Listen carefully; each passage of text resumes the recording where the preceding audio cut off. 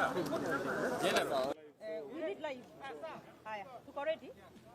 Okay, this is a statement this afternoon by members of parliament in support of peace and reconciliation, from building bridges to opening of wounds. Yesterday's public statement by Director of Criminal Investigations, George Kinoti, is yet another installment of the zealous antics staged purely for cheap publicity to anchor partisan political narratives and fuel divisive agendas.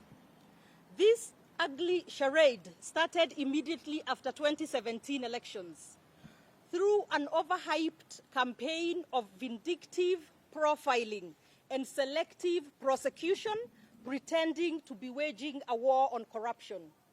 Yet to date, there has been no progress and no light shed on any of the dramatic allegations used to justify destructive crackdowns. What has instead become clear is that Kinoti's mission was a campaign of ethnic and political vendetta aimed at eliminating officers from the public service on account of mistaken and misplaced perceived affiliations and replacing them with acceptable homeboys or home guards, if you will. It was also calculated at profiling the deputy president as corrupt in furtherance of political sabotage. Despite the unorthodox method employed targeting a host of qualified public servants who got their jobs on merit, no case has successfully been prosecuted in court. Instead, those behind this scheme have quietly been trying to negotiate with those they illegally and unfairly removed from office, with sweeteners of paying them off to drop the cases. The next dramatic installment was to coerce, harass, and intimidate members of parliament who were seen to lean towards the deputy president. Trumped up, unfounded, and fake allegations were made against them solely to make them change their political stand. During this period, and to make them surrender to the unknown political forces, security personnel of some of the legislators were withdrawn. When this did not yield as much result as expected, a new scheme was hatched to remove them from parliamentary committees. The MPs were coerced and beaten into voting to support violently corrupt and tyrannical illegitimate changes to House committees and leadership at both the Senate and at the National Assembly. As per the well-known practice, Kinoti was eagerly deployed by his masters to announce the commencement of investigations and the assembling of evidence as the basis for prosecuting leaders for various trumped-up offenses. Yet this was only cover-up for his deplorable errands at the behest of sinister political masters.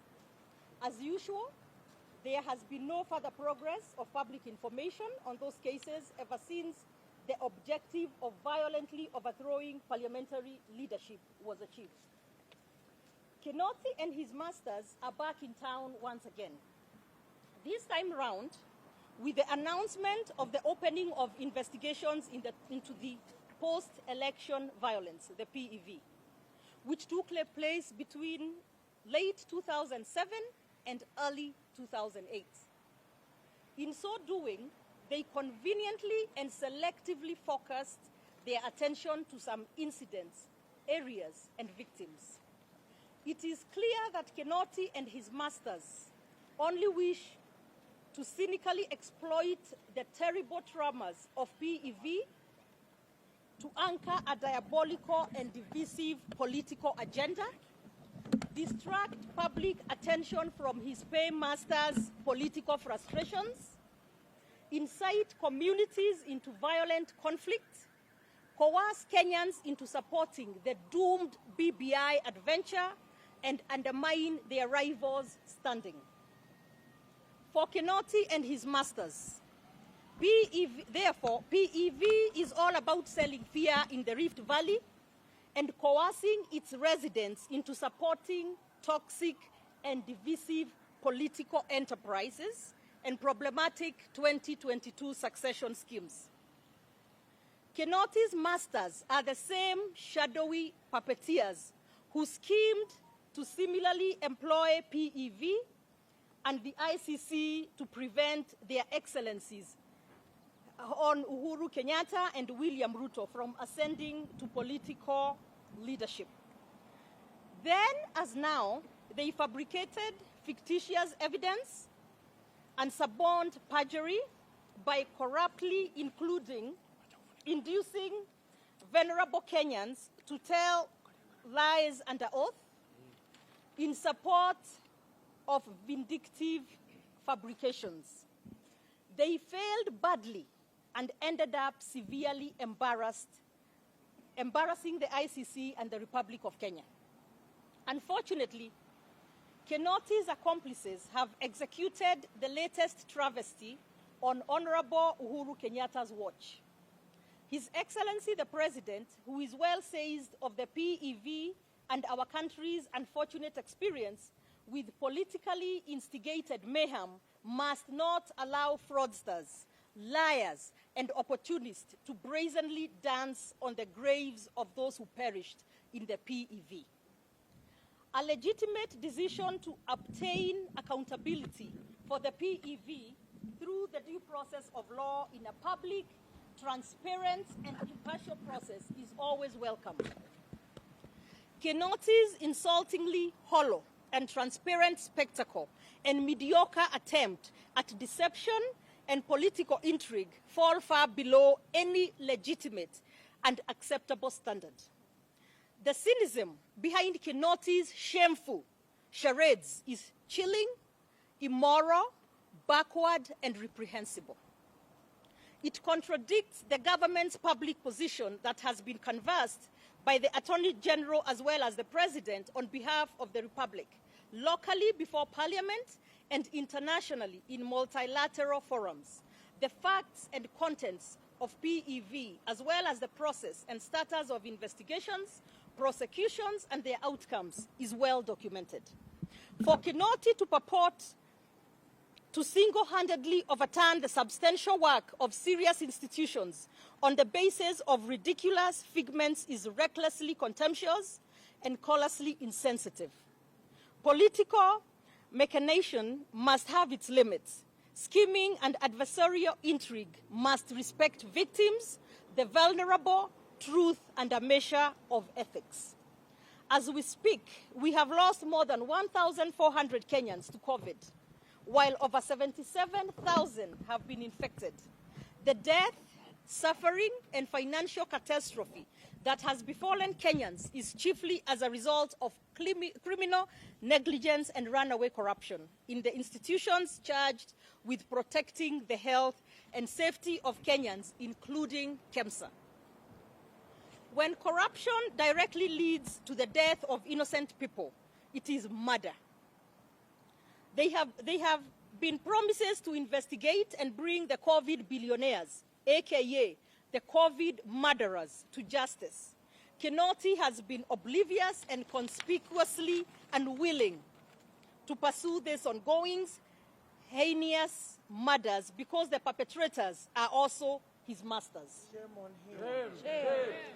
This is how cavalier and hypocritical Kinoti and his masters are. They neither care about Kenyans nor about justice. They only care about short-term mischievous, deceptive, and hollow political drama. The statement by Kinoti amounts to incitement and provocation of the peaceful citizens of Kenya. How unfortunate are we in this country that in the middle of a devastating pandemic, a divisive BBI referendum is being forced on Kenyans, and to add insult to injury, incitement of communities is being conducted by state organs. Shame. Shame. We ask His Excellency the President one question. What is the guarantee that we shall still have a country left with all these evil and destructive schemes perpetrated through state offices? As leaders, we ask the citizens, especially residents of the Rift Valley, to resist the provocation and incitement to violence by the DCI Kinoti and his evil networks. Jubilee was born of a covenant before man and God, that no citizen's blood will ever be shed on account of political competition, and vowed that no amount of provocation will tempt us to depart from our sacred commitment. Considering that the DCI has revisited the Waki report, we demand a comprehensive strategy from the President, clearly indicating the program and plan of action across the country on the implementation of the Waki reports. In this spirit of revisiting, we also ask the President to address the nation on the fate of the Truth, Justice and Reconciliation Commission, TJRC report, and as well as the recommendations of all the past commissions of inquiry. This will forestall political hirelings from weaponizing such reports in future for divisive political agendas, the way DCI Kinoti is now abusing victims of PEV for political sports. On our part, we restate our commitment to the peace and reconciliation agenda that was formalized in Nakuru in 2012. The promise abides, the mission continues. The mission continues. Thank you very much.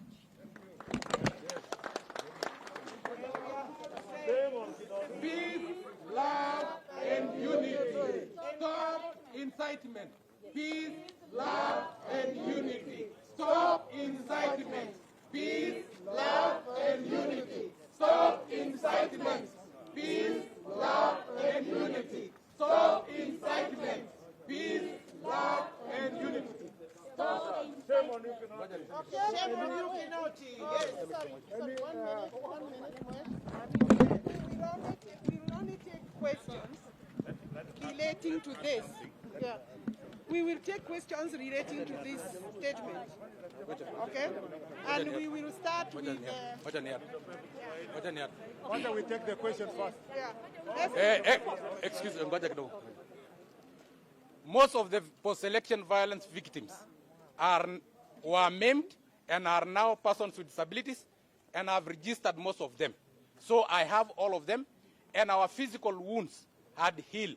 So is our hearts. I don't know what informed Kinoti in making those wounds to drain again. We cannot afford to reopen the wounds that have already healed, because most of the post-election violence victims were maimed and are members of my club. And just as what happened in South Africa after apartheid, there was peace and reconciliation, and they decided to move on as a united country. As in Kenya, we had our own Truth and Reconciliation Commission, which was the ballot box of 2013, in which we elected the suspects, meaning we are united and we have decided to move forward. Mr. Kinoti, why are you reopening the wounds that were healed? Please, Mr. Kinoti, in the name of Almighty God, if you are being used politically, we can give you anything, but we cannot allow Kenyans to lose their lives again. Please, Mr. Kinoti, leave our hearts, leave our lives alone. Thank you.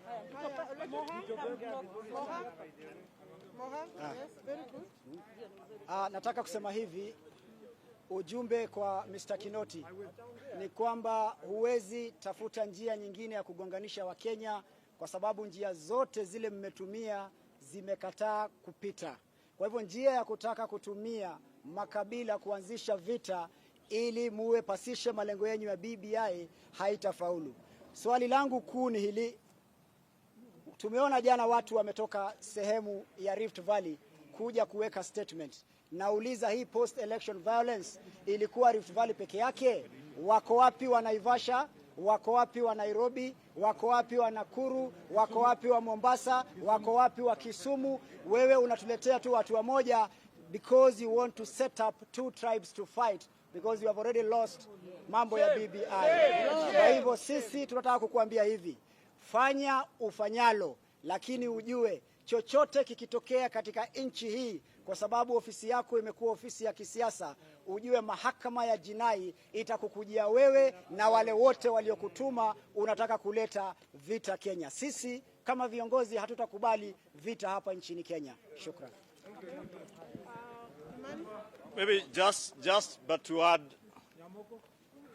you will all recall at the beginning of this year, at a press conference within the precincts of Parliament, we did indicate that there were plans by state organs and certain people within the state, one, to instigate ethnic animosity and ethnic violence, beginning with the Rift Valley and specifically in Njoro. And we indicated that there were plans to recruit people to go and instigate that violence. Therefore, what you are seeing from Kinoti today is just but the first installment of these schemes.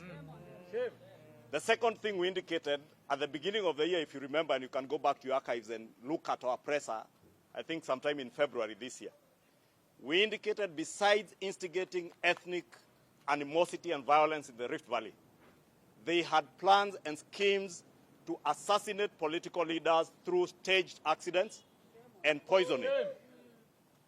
And therefore, I want to ask Kinoti, and you will recall soon after, I think within the month of May, they delivered poisoned food, which is a crime against humanity, to the people of Kikuyu. I did record a statement and provide evidence that that scheme was orchestrated, planned, and executed by officers from DCI. To date, Kinoti has not investigated that matter and brought the people to book. We just want to tell Kenyans and the world that this is just but the first installment.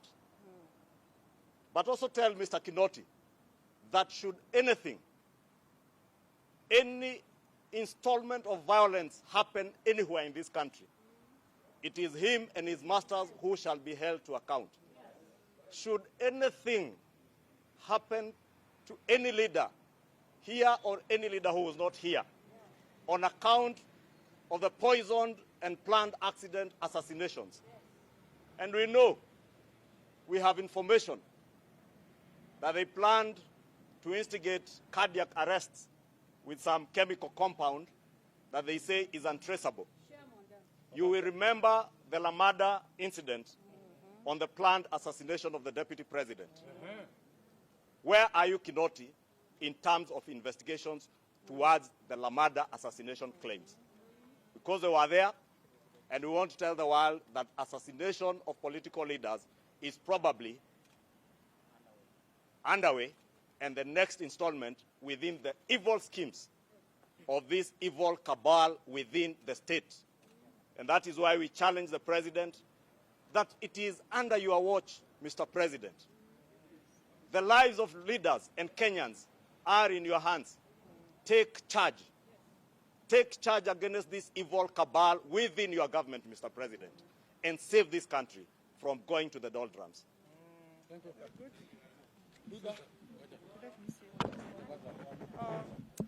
Okay, I just want to remind Kenyans that these particular incidences that we have suffered before were experienced in 1992, were experienced in 1997, 2013, there were no such incidences. But 2017, we did have problems. I just want to appeal to all Kenyans not to accept to fall into the trap and shenanigans of Kinoti, Director of Criminal Investigations, because I believe, and we believe as a team, that he is under direct instructions and organizations of a very sinister team and evil spirit in this country. Therefore, Kenyans from all walks of life, from the hotspots of this country that have suffered post-election violence, be it Mombasa Coast, be it Rift Valley, be it the areas like the Naivasha, Kisumu, and elsewhere, we must reject these evil schemes and insist and demand the establishment of a truth, Justice and Reconciliation Commission, where Kenyans will be able to speak over the issues that have occurred. We will not re-rent, and we will not allow, as leadership, this kind of shenanigans that we saw yesterday. Kinoti, we are calling out on you with your teams. You must stop. You have fed enough blood of Kenyans, on enough blood of Kenyans. Stop it. We will not allow you. We tell Kenyans they must refuse and reject. Yeah, basi mimi kwa niaba ya wabunge wala wanatoka Rift Valley, mimi nataka kusema hivi. Ile maneno tuliona jana kutoka Bwana Kinoti mwenyewe, sisi tunataka kusema tumekataa na tunaendelea kukataa, na ikuwe ya mwisho kuonekana kwa hii Kenya. Mambo ya DCI, tangu wakati mimi nilizaliwa mimi mwenyewe, tunajua ya kwamba DCI kazi yake ni kuchunguza mambo ya ukweli. Na wakati wote akichunguza, hakuna wakati DCI anaita press conference na kutangaza ya kwamba mimi nachunguza fulani. Hii ni kitu tunajua. Kwa dunia yote hakuna kitu inaitwa CID ana investigate maneno kwa public na kwenda kutangaza. Hii yote amefanya ni kisiasa, na ni siasa mbaya ya kulete vita ya kikabila, na tumekataa. Mimi nikiwa kiongozi ya Rift Valley, nataka kuambia watu wa huko nyumbani wakae imara, wapendane, wasikubali maneno ya kupewa ya kuanza kuchokozana na jirani yake. Mimi mwenyewe natoka constituency Cosmopolitan, na tangu 2013 tumekuwa na amani, na mimi nataka kutangaza ya kwamba watu wa nyumbani huko Rift Valley, watu wa Kenya kutoka Mombasa mpaka Kisumu, tukae kwa amani, tusikubali maneno ya wale watu wameshindwa na kazi yao. DCI mzuri ni mtu kama Arab To, wakati alikuwa DCI alikuwa CID. Hakuna wakati alionekana hata akiongea, lakini mambo ilikuwa natendeka. Huyu Kinoti ameshindwa na kazi yake, aende achunguze mambo ya maana, aachane na siasa. Siasa kama anataka aachie sisi siasa, ama aache hiyo kazi yake akuje siasa. Tumenyane. Ya mwisho nataka kuomba kwa roho safi, President Uhuru Kenyatta, watu wote Kenya wanakutegemea. Kama wewe haujui hii maneno, jua kutoka leo na utoke kutoka State House uongee. Okoa Kenya. Isije tena ya kwamba Kenya inaweza kurudi kwa vita. Tumekataa na tunaendelea kukataa.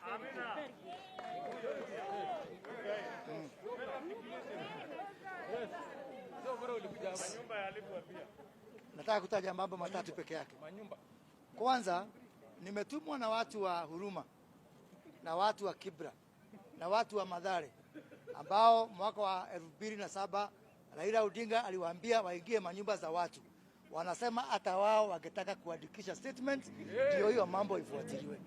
Na pia kwa hivyo nataka kuomba Bwana Kinoti na DCI awapatie nafasi na wao waweze kuongea. Ya pili, tunacheza na mambo ya usalama. Tuko na ripoti katika hii nyumba ambao tunajadiliana, ambao ililetwa na rais wakati wa State of the Nation Address, the security report on security. Na akasema katika hiyo ripoti ya kwamba kuna wanasiasa wana fund vigilante groups kama Mungiki na zingineo. Pia hiyo ni kazi Bwana Kinoti. Angalia kwa hiyo ripoti, kwa sababu kusema kuna wanasiasa haujasema ni nani, ni kucheza na usalama wa kitaifa. Mwisho, kati ya mwaka wa 2008 na 2013 mimi mwenyewe nilikuwa nafanya na rais. Sana sana kazi yangu ilikuwa ya kuleta watu amani na kushikanisha watu sana sana huko Rift Valley. Karibu miaka 4 sikufanya kazi nyingine. Nikitaka kuuliza rais wetu, sababu wewe ulitufunza kufanya amani na wengine. Wewe ulitufunza kusameheana. Wewe ulitufunza kuangalia mbele sio kuangalia nyuma. Wewe ulilalamika wakati ulisema Raila anataka watu wakae kwa historia. Viongozi hukumbukwa kwa ile maneno wamefanya mwisho, sio ile wamefanya mwanzo. Usikubali hii maneno define your legacy, Your Excellency. Tafadhali, you have invested too much in this peace in this country. Usikubali watu ambao wamekuwa wakikupiga miaka yote wakutoe katika hiyo njia ambayo ulikuwa karibu tu upate Nobel Peace Prize isipokuwa ni hii. Asante. Okay. Today I will not. Today I will not wear a national hat. I will speak as one of the leaders from the Rift Valley, just like Susan Kiika here, among others who are here. We know that, and we've said this for a long time now, for almost from the part of last year to this year, that there is a plan for a state-instigated violence, and the stage is Rift Valley. And the acts are intended for political reasons. This is simple, and I like to speak in a very simple way. The Asla narrative has united all Kenyans who believe that every hustle matters and that we should speak matters economy regardless of our community and tribes. The candidature of one William Ruto has been accepted across the country. The players of Uhuru succession who are deep inside the government urged plans like you read in our statement, starting from corruption, instigated churches, removal of leaders.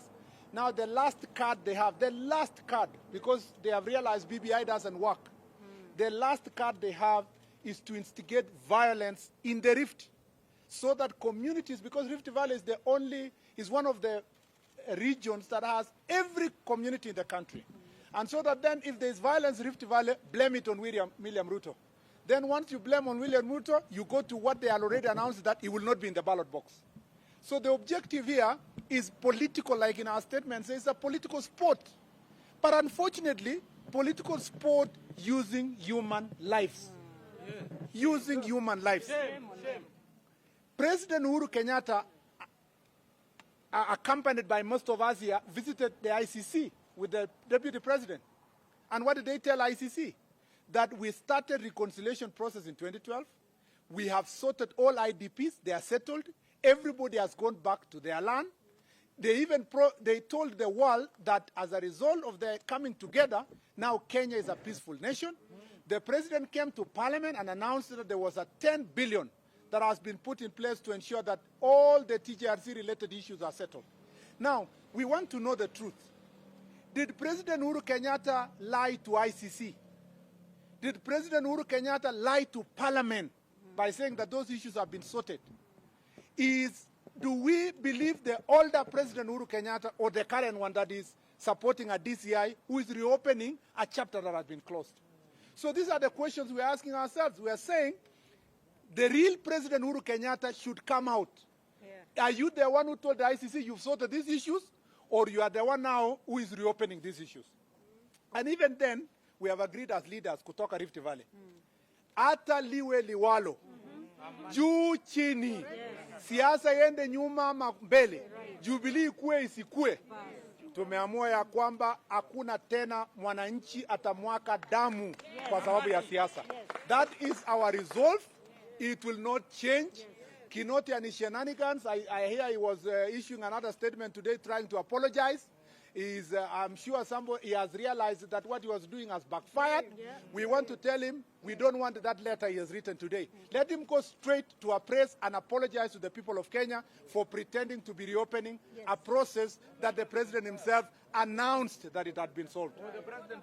Or if that is not the case, he should be relieved of his duties. We get a DCI who is independent, who can be able to carry out the responsibilities of DCIs in a manner that is befitting a public office.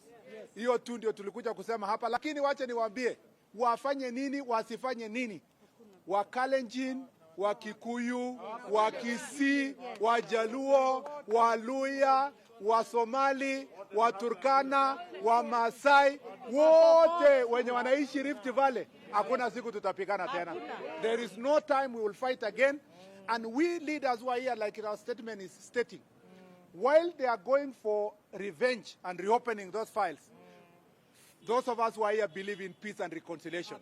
And if given a chance to continue leading our people beyond 2022, we will only focus on peace and reconciliation. Asanteni sana na Mungu awabariki. Thank you very much. I think our statement ends there. Yeah, please. Thank you. Stop incitement. Peace, love, and unity.